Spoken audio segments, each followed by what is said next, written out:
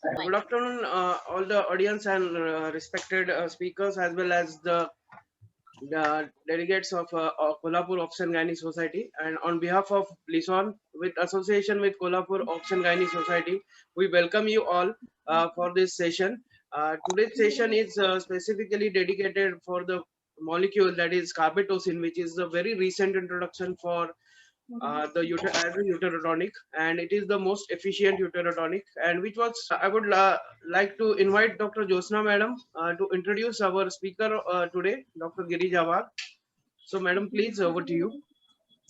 Thank you. On behalf of the Kolhapur OBGY Society, I welcome you all for this wonderful talk by Dr. Girija Wagh. And we are blessed today to have a talk by Dr. Girija Wagh. She is a professor in HOD Department of OBGY in Bharati Vidyapith, Pune. She is also a senior consultant in the Cloud9 and Apollo Hospital. She is a chairperson of Medical Disorders in Pregnancy Committee from 2012 to 2016. And she was also vice president of India Chapter Gestosis. And she is an Anandi Bai Joshi Award winner. I welcome you, madam, for this talk. Before we start... Thank you so much for that introduction.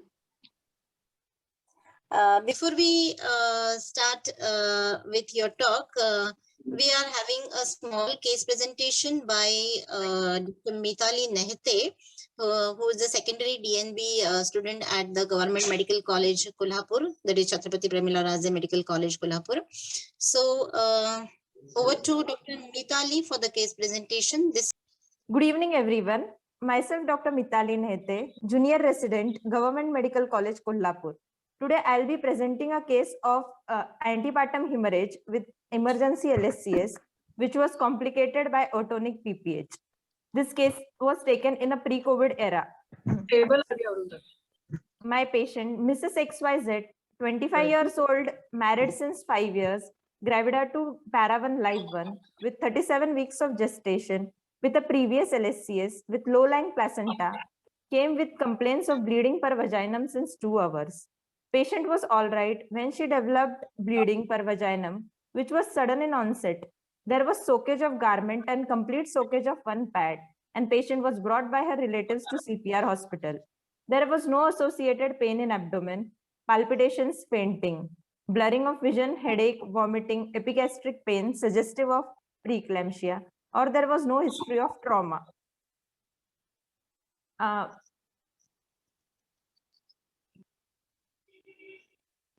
She was a previous LSCS case, and her current pregnancy was a spontaneous conception.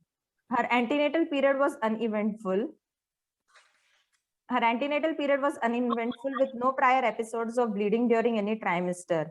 Her third trimester USG scan confirmed a placenta which was anterior, low-lying, 1.5 centimeter from the internal os, and amniotic fluid index was adequate. On admission, patient was conscious, oriented in time, place, and person. She was febrile and pale. Pulse and blood pressure were within normal range. Her cardiovascular system and RS were normal.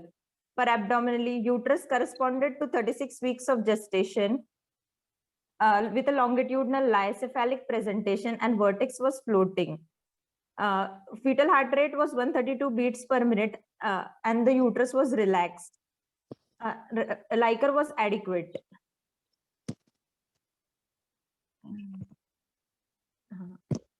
On local examination, there was soakage of vulval pad and active bleeding was present.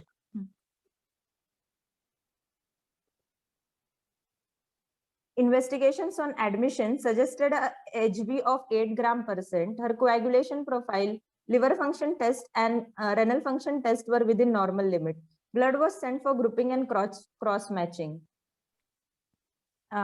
Basic resuscitation was done. 1 pint whole blood was arranged, and patient was taken for emergency LSCS with a proper consent. Under spinal anesthesia, patient delivered a male child, 3.2 kg weight. Injection oxytocin 20 international unit in 1 pin IRL was started prophylactically. Placenta and membranes were expelled out in toto within 2 minutes. Uterine angles were secured. there was evidence of bleeding from the placental bed site for which hemostatic sutures were taken. There was evidence of flabby uterus. Massaging was done. Anesthetist was instructed to give injection carboprose 250 microgram intramuscularly.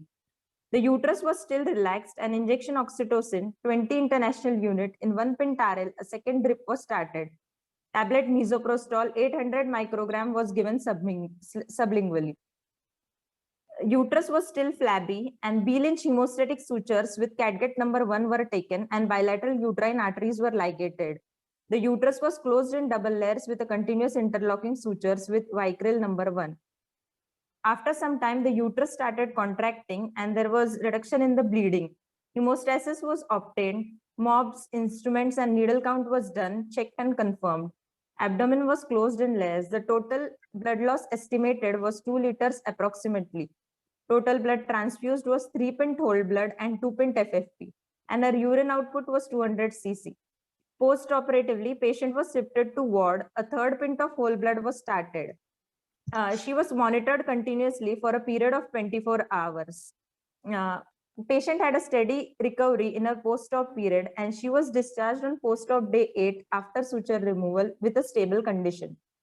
To summarize, my patient G2P, gravida to para 1 live 1, 25 years old female with previous LSCS with antepartum hemorrhage, undergone emergency LSCS, which was complicated by atonic PPH, not responding to medical management. Case was managed by conserving the uterus by taking B-Lynch sutures and bilateral uterine artery ligation was done. Patient had a steady recovery in her post-op period and was discharged on post-op day 8 after suture removal with a stable condition. Thank you. Thank you very much, Dr. Mitali, for your very good presentation. I would now request Dr. Girija Madam to have her expert comments on this case and also to proceed with her lecture, which is in continuity with the PPH only. Over to you, Madam. Yeah, can I ask a question to Dr. Nehta? Yes, ma'am. Yes, ma'am. Rather than a question,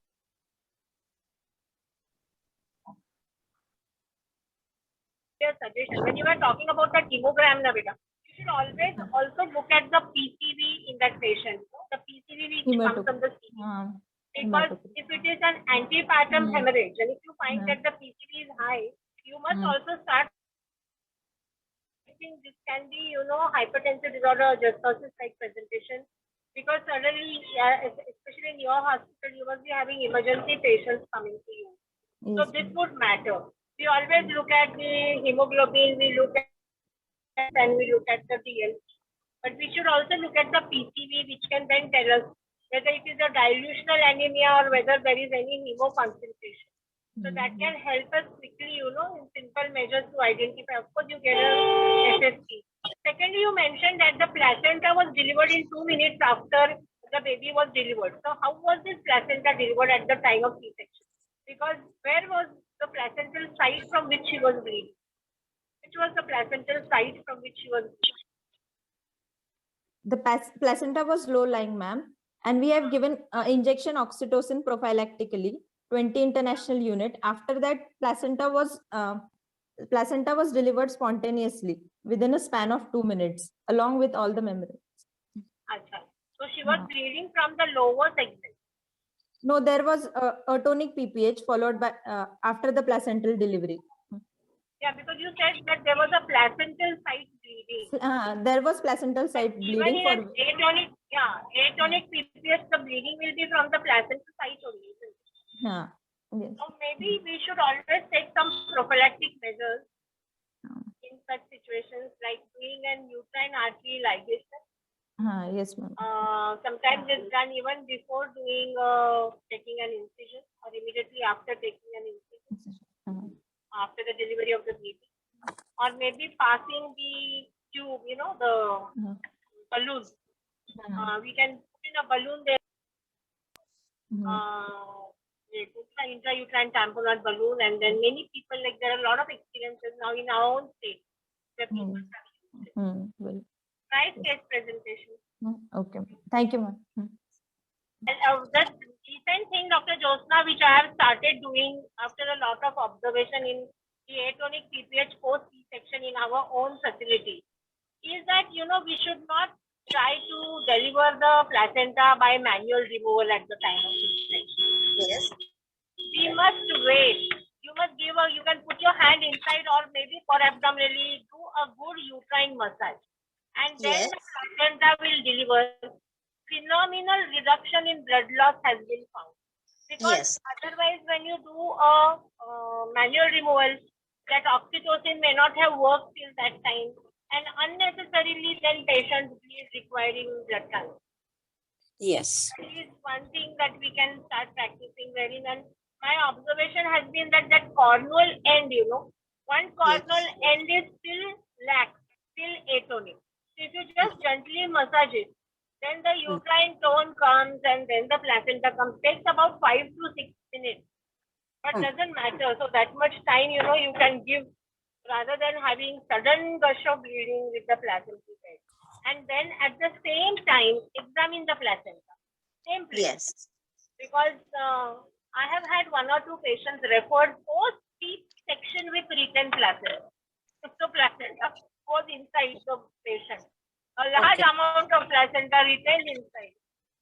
So this can be avoided by doing placental. Yes. As we do in normal delivery, we just clamp the cord and we wait for the natural separation of the placenta. So same patients we have to maintain in LSCS also. So as it will get separated in toto and the uterus will also retract nicely. So this point is very valid point. And madam, your opinion about what about starting oxytocin prophylactically in such or rather in all patients of LSCS? As soon What as I would do is the moment the patient delivers, the baby's head is delivered now. That time when the head is getting delivered, we can give an IV bolus of an oxytocin, which is now given in that 100 ml NN. So you get a 10 units oxytocin going, or intramuscular 10 units intramuscular given. Both the things can be done because we have anesthetists by the head of our patients. And that is very effective because timing of the oxytocin, when you give it in that 500 ml RL, it may be diluted. It may not effectively cause contraction of the uterus. That is what is my thing. So then that you can give after if the patient develops atony, then it can be as a therapy. But till that time, it is always a good practice. Yes, as a prophylaxis, we can always give a bolus dose as we do our active management of the third stage of the labor. Me this afternoon with you all, and postpartum hemorrhage, I think, is one of the most important topics which we constantly discuss about. And Carbestin has now come on the horizon, and we must thank the Bleason company for bringing it to us and having this particular meeting so that we can understand this molecule better.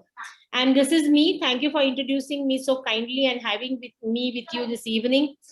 And I must thank Dr. Nirupama Sakhadev, the president of Kolhapur OB/GYN Society, for this meeting, Dr. Suruchi Pawar, the clinical secretary, and of course, Dr. Josna Deshmukh, madam.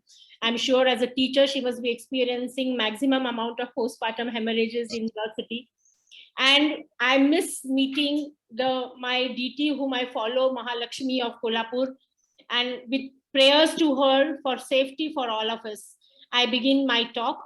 Of course, I must also share with you the fact that Kolhapur has been very close to my heart as a child. I have spent my childhood. I was in a Montessori in this Holy Cross Convent High School of Kolhapur. And then my father was the reader in the Shivaji University, and I've spent my campus there on the staff quarters with my dad. So postpartum hemorrhage is the leading cause of maternal deaths in India with the prevalence of 38%. And PPH accounts for up to 56% of maternal deaths in India. And therefore, this particular talk today is extremely relevant. Friends, if you just visit my Facebook page, you'll see that I have put in a sort of a graph which our own health system which was accessed on 7th of July 2021, has shown the phenomenal rise in maternal deaths in India during the pandemic from April 2019 to May 2021. And it's really going to cause a lot of challenge for us hands-on, because there are many women who have lost their lives. And the most important tragedy is why they have lost their lives. That unfortunately has not been properly depicted and analyzed. So postpartum hemorrhage is defined as a cumulative blood loss where more than or equal to 500 mils following vaginal delivery, or more than or equal to 1000 mils following cesarean delivery, or any amount of blood loss within 24 hours after birth, evidenced by a rise in pulse rate and falling blood pressure. And that was what I must also say, Dr. Nehete, in your presentation, we should always, every time then when we talk of blood loss or any delivery or C-section, we must minute the pulse rates and the blood pressures, because they can help us in identifying the need of early resuscitation with transfusion products, and that helps.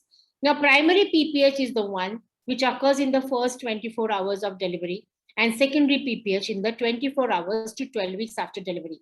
Now, while I was talking about pulse rate and shock index, if you don't remember the formula, that's fine. Simple thing is that you should get on guard, on your toes, if the woman's pulse goes beyond 100 and her blood pressure falls below 100. So even if that simple thing, if we follow, we will be able to reach in time to save life. Now, the important 4 T's which we talk about in postpartum hemorrhage always are the tone, and our patient had a atonic kind of a postpartum hemorrhage, trauma like lacerations, hematomas, inversions, rupture, retained tissue, invasive placenta. Partly this patient did not have an invasive placenta, but she had an abnormally placed placenta, and coagulopathies may set in, and especially anemia can also set in a coagulopathy, or can be a deficiency in coagulation profile can be experienced. And atonic PPH happens to be the most common cause of postpartum hemorrhage. And I feel that we should go always more beyond ourselves to try to prevent this atonic PPH as much as possible by correcting anemia, by practicing active management of 3rd stage of labor, by gently massaging the uterus, for waiting to placenta to separate and not pulling the placenta out. It will also go a long way in preventing this malady, which contributes 70%. Yes, any problem? Yes, any problem? Should I continue? Yes, ma'am, you can. Yeah, to 70% of atonic PPH. So if you look at risk factors, prolonged labor, grand multiparas are becoming a rarity nowadays, at least in our part of the country. I don't know what's happening in Kolhapur.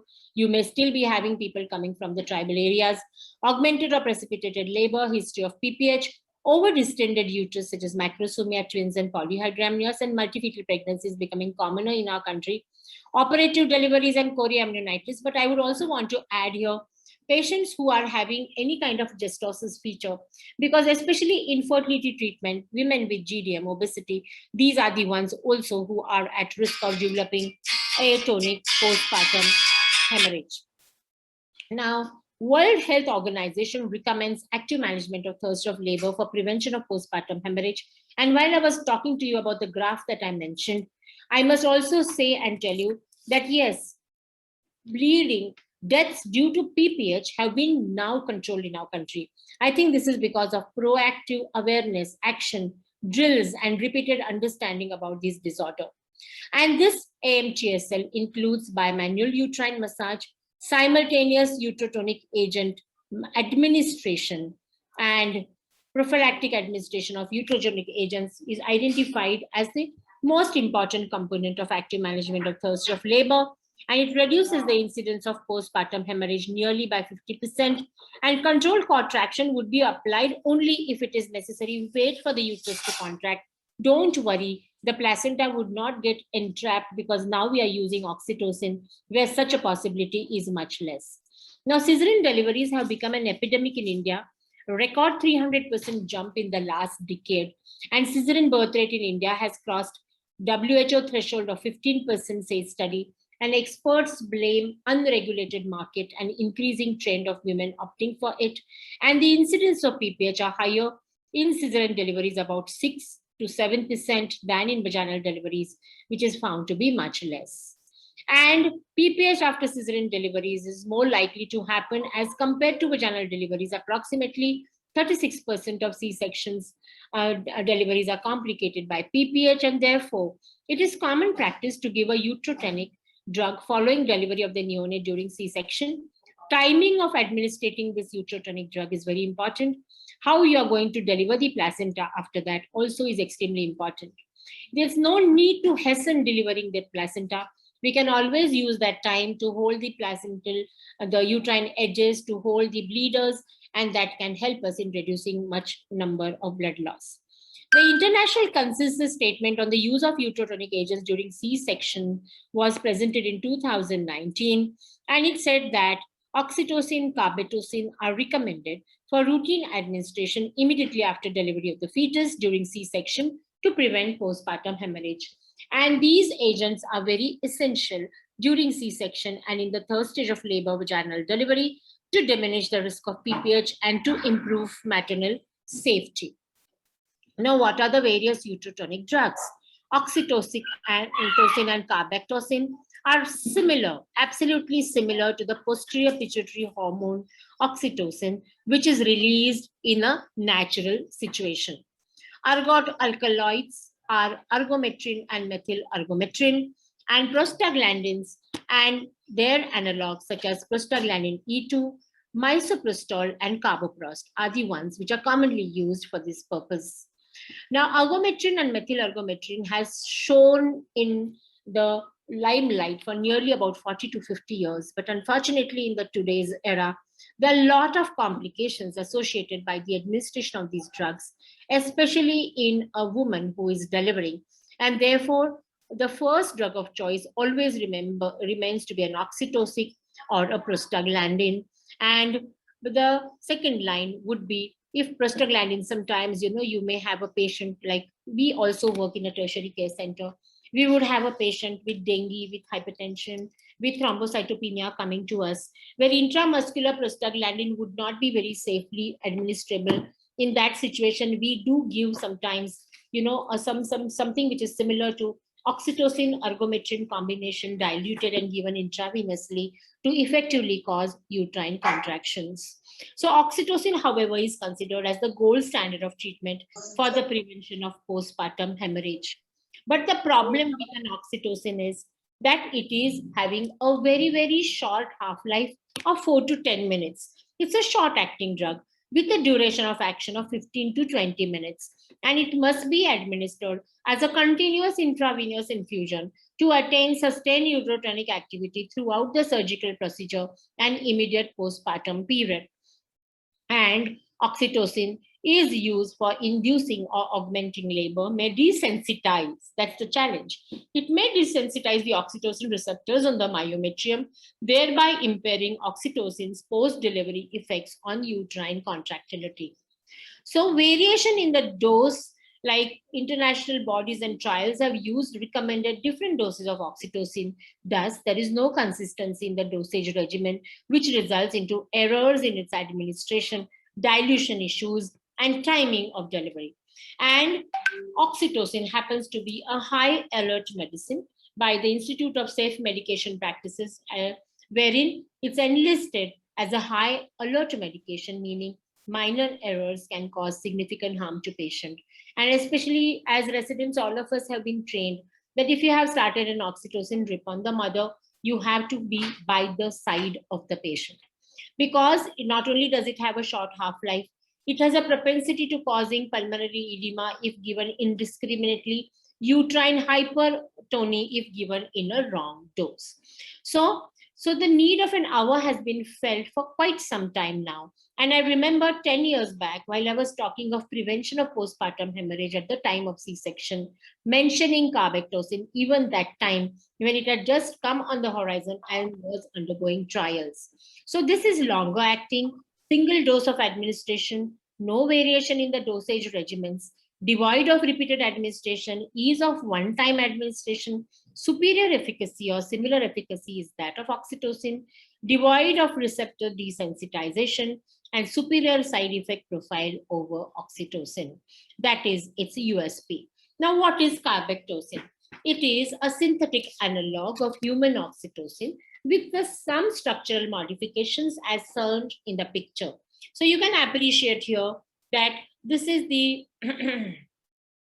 carbetocin and this is oxytocin, and these structural modifications which have been done here at this particular ligands here will help in prolonging its pharmacological effects.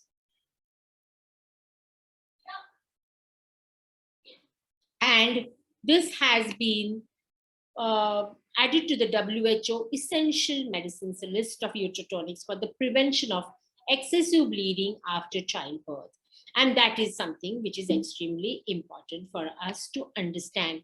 And this is how it is seen in the WHO recommendations of uterotonics for the prevention of postpartum hemorrhage. And you can appreciate here that carbetocin is recommended by WHO as an effective uterotonic in its 2018 guidelines.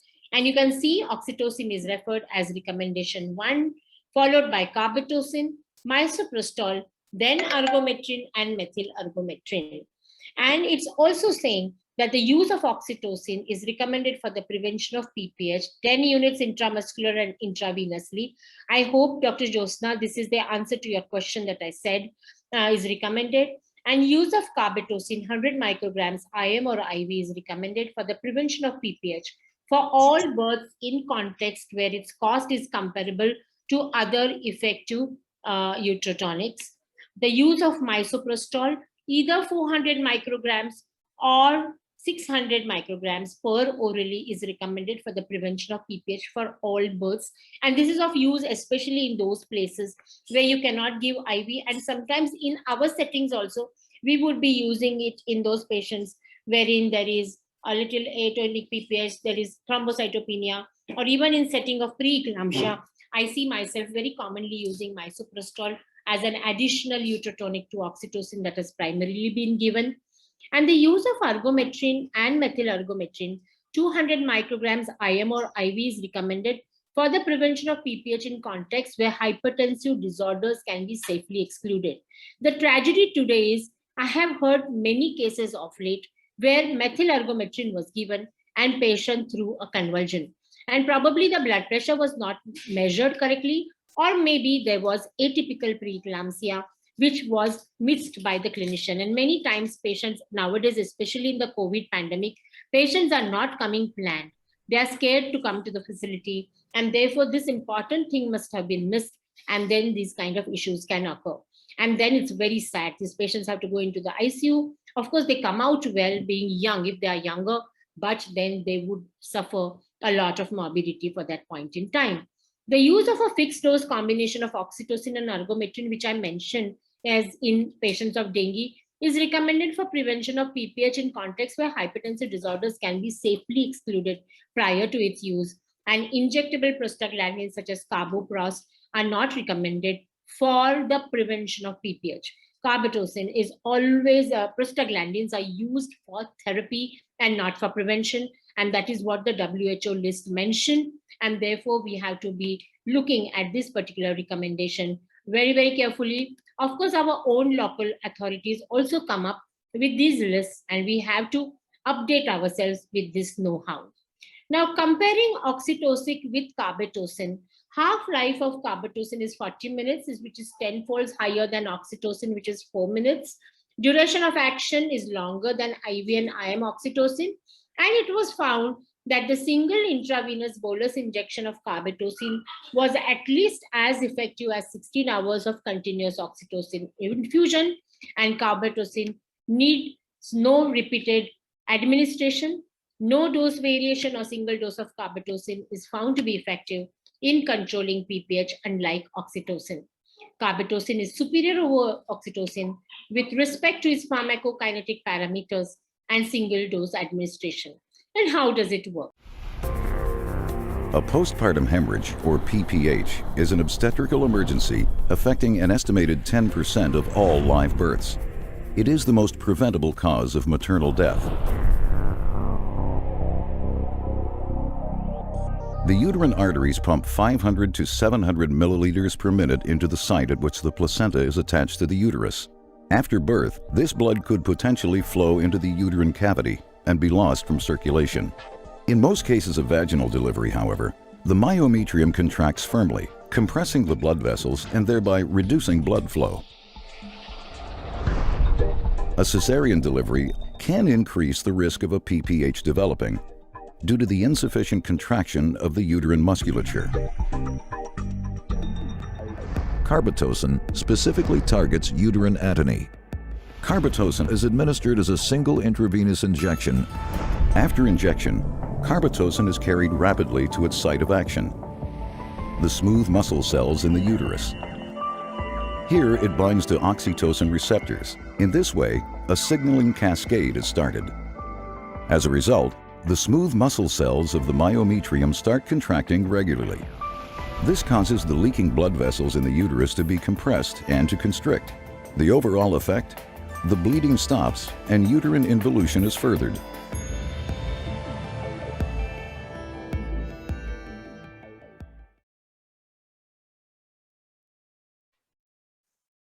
So that was a video how it would act,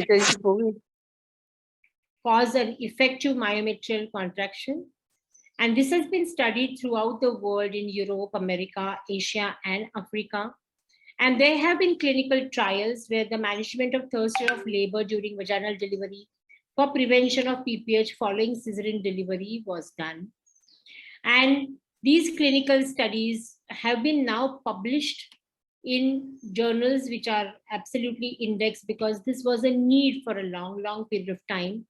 And this is a study where management of third stage of labor was done by using carbetocin, and it was compared with IV carbetocin versus oxytocin for preventing atonic PPH after normal vaginal delivery in high-risk singleton pregnancies, a triple-blind randomized controlled trial. And 174 women with high risk of singleton pregnancy, high risk of preeclampsia, PPH were taken, where they were given 100 mcg via slow IV over a minute of carbetocin compared to the group with 5 units slow IV over 1 minute period. And the outcome measures were incidences of atonic PPH, postpartum blood loss, additional uterotonic drugs, incidences of postpartum anemia, and adverse effects. And it was found that incidence of atonic PPH was quite commonly seen in the oxytocin group compared to the carbetocin group, which did not have any such incidence. I think, Dr. Josna, you and I can consider doing such kind of a study in our colleges, where we can use 10 units instead of 5 units low IV over 1 minute period and give it diluted and then compare, because that is the standard dose that we are using in our AMTSL protocol. And then postpartum blood loss was studied, and where it was found that even the blood loss was significantly less in the carbetocin group, and the need of additional uterotonic agents was studied, which was a little more. Naturally, they were using 5 units oxytocin here was higher, about 27%, while it was just about 9% carbetocin. Now, postpartum anemia, which was observed by looking at the hemoglobin level, and I think here we should look at the hemoglobin as well as the hematocrit, that is PCV. And that was also found to be less with carbetocin and higher in oxytocin group. And thus it concluded that intravenous carbetocin is more effective than intravenous oxytocin for the prevention of atonic PPH among singleton pregnancies with at least one risk factor for postpartum hemorrhage. Then this was another study where an efficacy and safety of carbetocin in comparison to oxytocin in AMTSL following vaginal delivery, an open label randomized controlled trial was conducted on 110 women with single pregnancy. And here they gave intramuscular 10 units of oxytocin, and they studied similar outcome measures. And the results which they found was primary PPH was not there in the carbetocin group, while similar 6.4% in oxytocin group, massive blood loss about 8.5%, immediate blood transfusion 6.4%, need of additional uterotoxins nearly 10%, and average amount of blood loss was significantly more compared to the carbetocin group, and no significant differences regarding side effects were found between both the groups. So this showed that carbetocin appears to be an effective new drug in the AMTSL and can be considered as a good alternative to oxytocin in the active management of thirst of labor.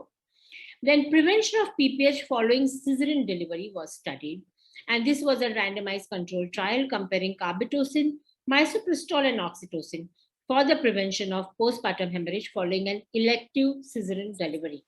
263 patients with a singleton pregnancy were taken into 3 arms, 100 mcg carbetocin, IV 10 units of oxytocin following neonatal delivery, and 20 units in 500 ml of saline over 4 hours, and 400 micrograms of misoprostol sublingually.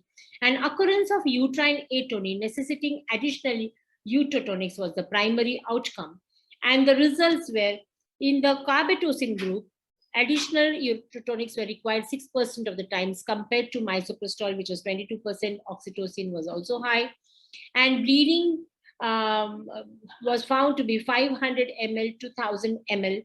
Was studied in carbetocin group. It was significantly low, and there was no necessity of blood transfusion.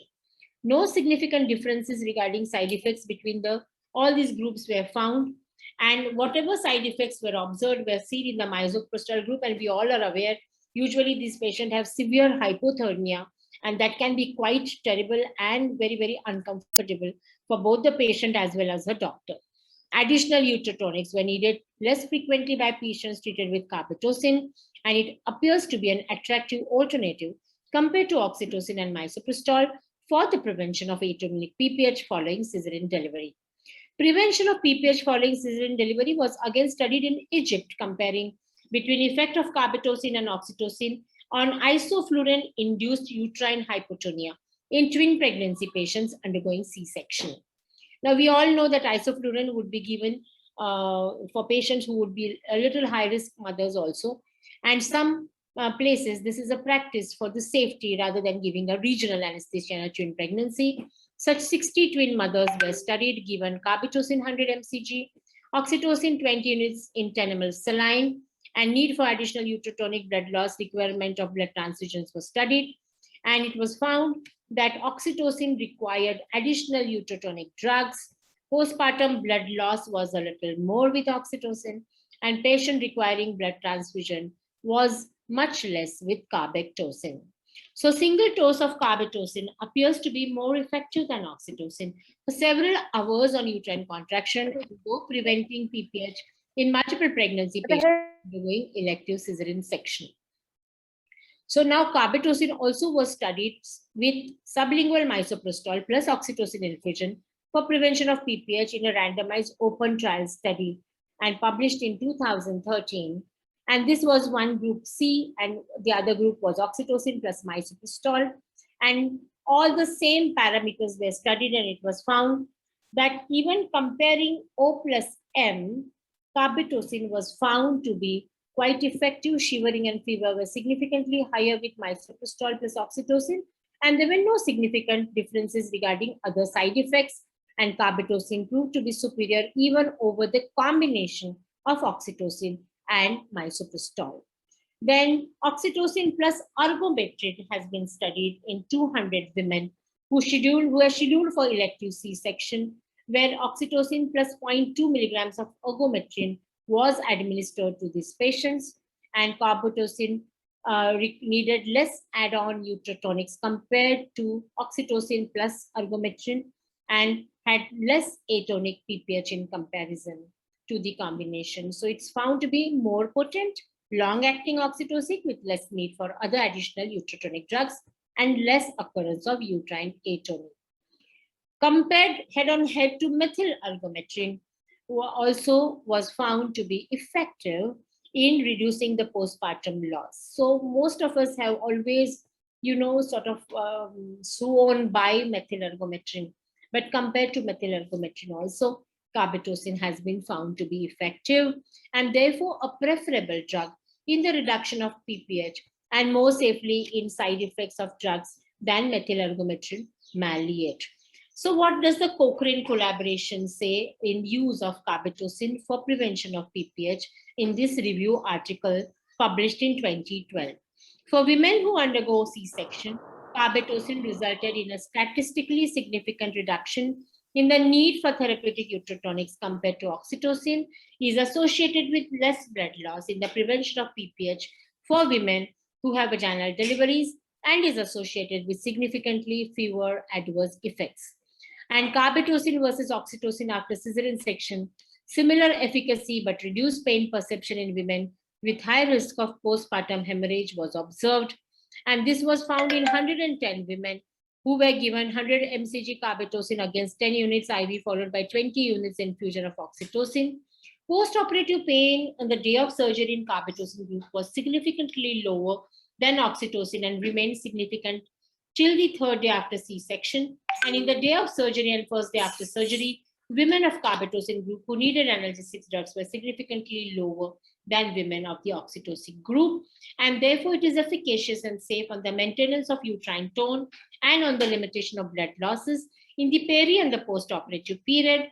Additionally, it was able to reduce pain perception during post-operative days, improving quality of life of women.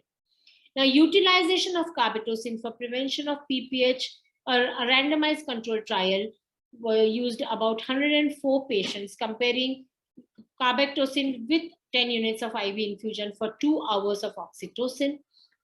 And what was observed, that additional uterotonic intervention was less in carbetocin. Number of women requiring uterine massage was 20 in carbetocin over 52 to 30 over 52 in oxytocin, and the blood loss was reduced. Now, this is a very, very small comparative study. I think we need to have larger number of patients to identify this carbetocin superiority, and it is long life as on a unique injection, whereas oxytocin requires repeated injections or a perfusion of several hours with a variability of the administered doses. So change of this particular millennium, I'm sure at the beginning of this millennium, we are going to have, like last century, we were blessed with misoprostol and prostaglandin coming and changing the face of obstetric practice. Now, carbetocin will definitely make a sea change for us and will definitely be a safe alternative and an effective therapy, may be a primary choice of therapy in AMTSL as well as for therapeutic treatment of PPH. Carbetocin versus oxytocin for prevention of PPH in patients with severe preeclampsia. A double-blind RCT was studied in 60 women where carbetocin plus ringalactate solution 10 ml injected directly into the vein over 2 minutes, and oxytocin 20 units in 1 liter of ringalactate administered intravenously at a rate of 125 ml per hour was compared. And then it was found that the primary outcome measures for PPH, uterotonics, difference in hemoglobin, oliguria, mean arterial pressure after administration of the drug, etc. was studied. And it was found that need for instrumental curettage of the uterine cavity was less with oxytocin. Postpartum hemoglobin level was similar. Hemoglobin difference was also not very, very significant. So in this particular RCT, it was found that it is similar to oxytocin for prevention of postpartum hemorrhage, and considering that it appears not to have a major hemodynamic effect in women with severe preeclampsia and is used as a lower volume per dose than oxytocin, would also be an additional advantage to prevent fluid overload and pulmonary edema, which is always a scare in patients of preeclampsia. So carboprost versus carbetocin, if we compare, carbetocin would be a better first-line agent in PPH recommended by WHO in management. No such severe incidences with carbetocin, and it should be used with caution, of course, in patients of asthma, while carboprost is contraindicated in asthma, will be associated with severe vomiting and diarrhea. We've all experienced that, and is always a second-line agent in PPH, while currently now we all know we are primarily using it. Of course, we first, better if we have the time, we prefer to give oral misoprostol, but many times we may have to take a recourse of using prostaglandin, and that is a place where we may also place carbetocin. Now, in patients with singleton pregnancy, in patients with high-risk pregnancy, management of third day of labor during the vaginal delivery, carbetocin can be used, along with elective C-section, high-risk C-section, and in patients with twin pregnancy and patients with comorbidities such as preeclampsia. So it is found to be superior. Prevention of PPH, estimated blood loss after delivery is less, and it doesn't alter the hemoglobin level much, and also is known to reduce the perception of pain better. So in the Indian scenario, the champion trial was conducted where a heat stable, you don't have to refrigerate it, carbetocin versus oxytocin to prevent hemorrhage after vaginal birth was studied in our country. And this was the WHO champion trial. And you can see some familiar names here in this particular list of publications such as Archana Baser. Then you can see Asha Lata, and you can see Sujata Misra, Ari Kumar Swami. So these are all who studied this. Trial carried out by the and versus oxytocin across the 23 centers in 10 countries, including India. And the centers in India were the Sri Ram Chandra Banja Medical College, Cuttack. Then it was also the Lata Medical Research Foundation and Dagas Hospital in Maharashtra. And then certain colleges from Karnataka and so Varanasi also participated in this particular trial. And carbetocin proved to be non-inferior to oxytocin with ease of single dose administration. And in this B.M. Patil Medical College Hospital, my own assistant also was part of the study group, and she was a postgraduate student. So in the ASOG 2019 souvenir, superiority of carbetocin over oxytocin was discussed in this particular meeting. And this was written by Dr. Uma Pandey from Varanasi, where she spoke about how this drug can be used, stored, and how it was found to be extremely safe to be given. And it was hoped that time she has written that it would be used in the country. Now, how is this available to us? The carbetocin is present as 100 microgram per ml injection, and it is in the form of a solution for injection, and it is indicated for the prevention of uterine atony and excessive bleeding following delivery of the infant by C-section delivery or vaginal delivery, and must be administered after the delivery of the baby. The dose is single dose of 100 mcg, should be administered intravenously as a bolus injection slowly over 1 minute after the delivery of the baby. And single dose of 100 micrograms should be administered after delivery of the infant for AMTSL of labor intravenously as a bolus injection slowly over 1 minute.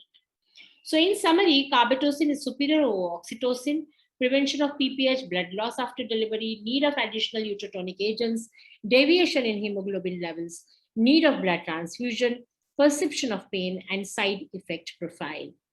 It's superior over ergot alkaloids for the similar reasons, and we all know that we are quite a little scared nowadays to give ergot alkaloids.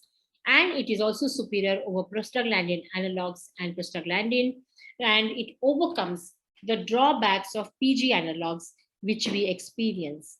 And therefore, it seems to have a good promise for us to efficiently act as a uterotonic to prevent postpartum hemorrhage.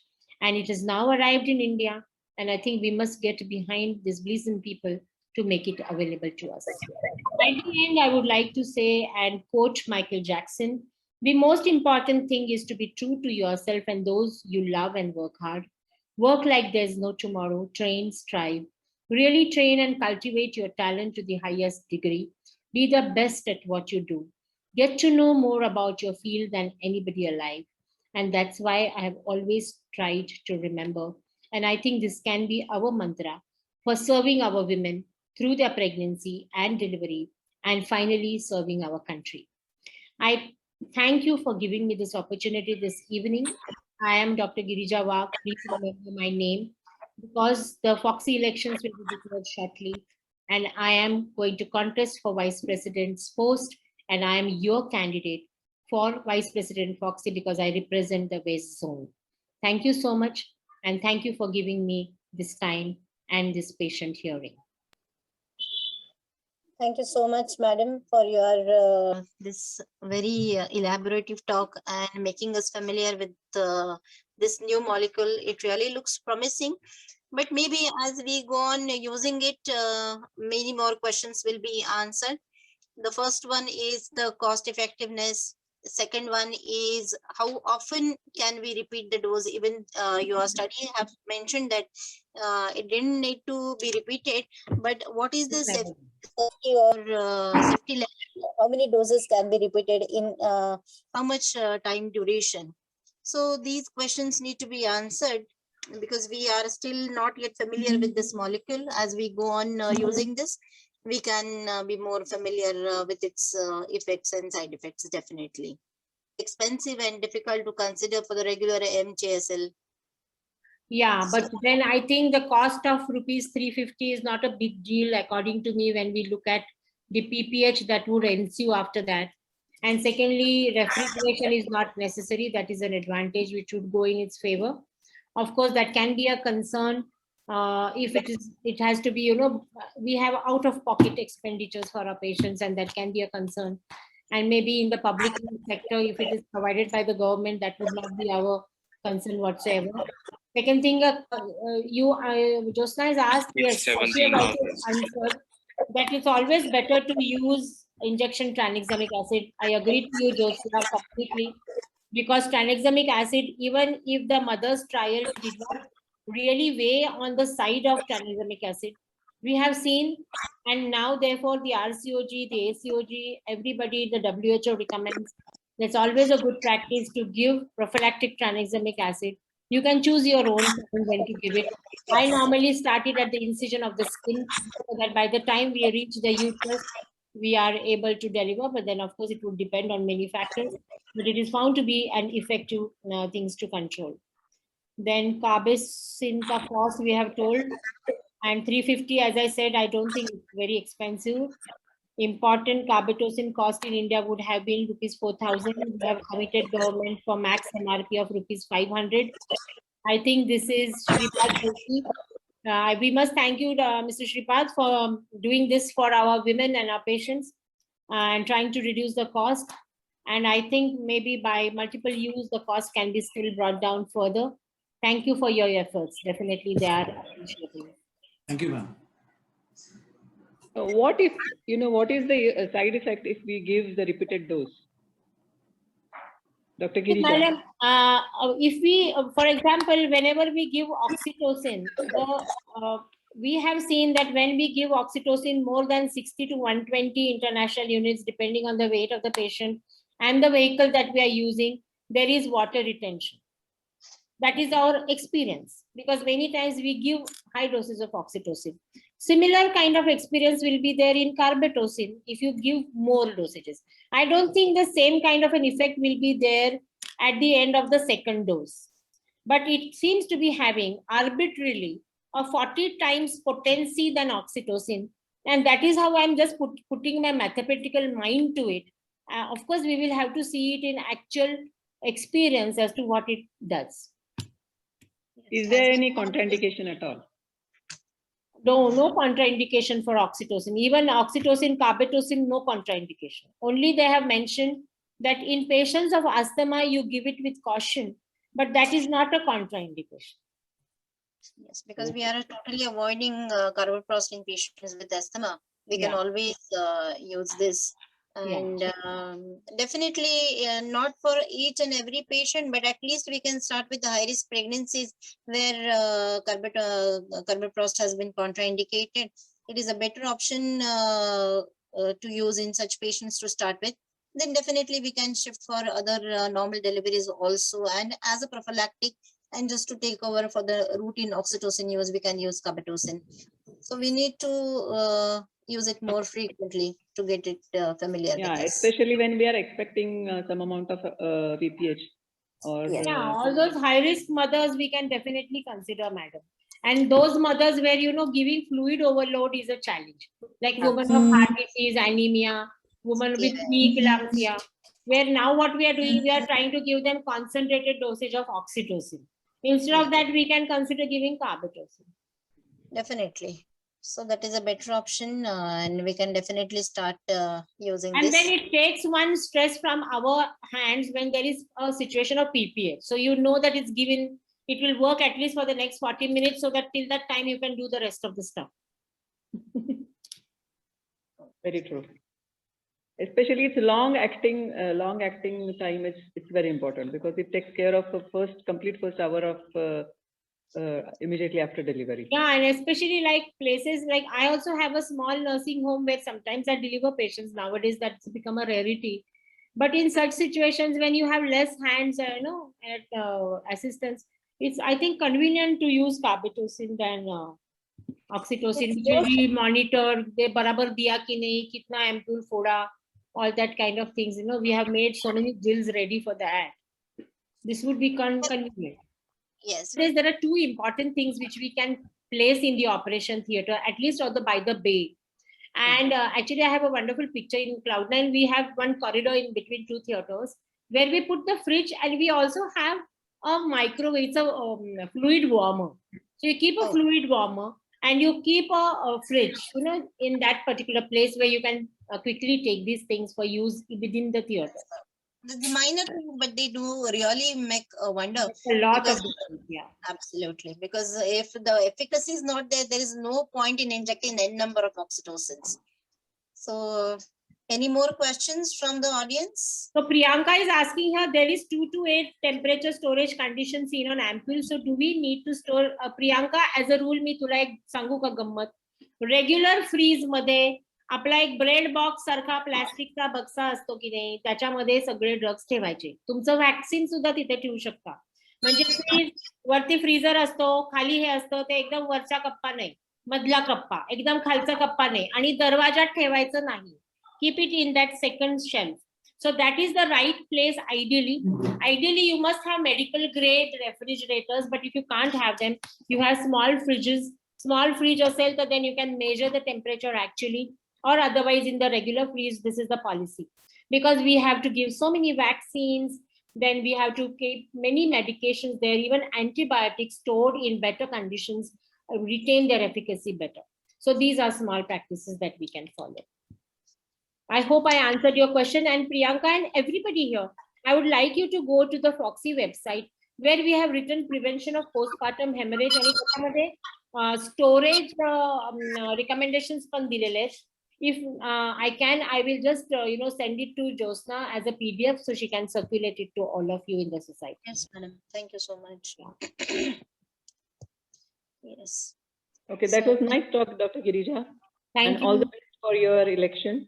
Thank you so much, Dr. Nirupama. Thanks a ton.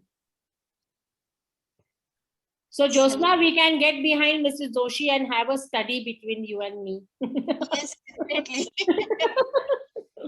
Yeah.